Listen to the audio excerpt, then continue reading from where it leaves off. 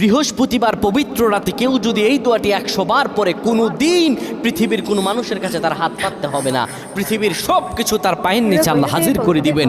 দারিদ্রতা থেকে মুক্তি দান করবেন, বিপদ আপদ থেকে মুক্তি দান করবেন, তার সম্মানকে সুউচ্চতা দান করবেন, অসুস্থতা থেকে দূরে রাখবেন। আল্লাহর অশেষ দয়া ও রহম তাকে দান করে দিবেন। সুবহানাল্লাহ। বৃহস্পতিবার রাত এটি গুরুত্বপূর্ণ রাত। এই রাত সপ্তাহে একদিন আসে।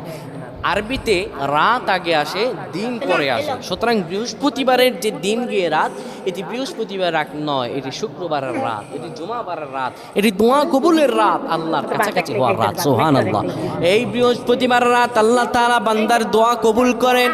কেউ যদি বৃহস্পতিবার রাতে ঈশা নামাজের পরে পবিত্র হয়ে ইয়া হাইয়ু ইয়া হাইয়ু ইয়া হাইয়ু ইয়া রফিউ ইয়া রফিউ ইয়া রফিউ এই দোয়াগুলো পড়তে পারে 100 বার, আল্লাহ রাব্বুল আলামিন তার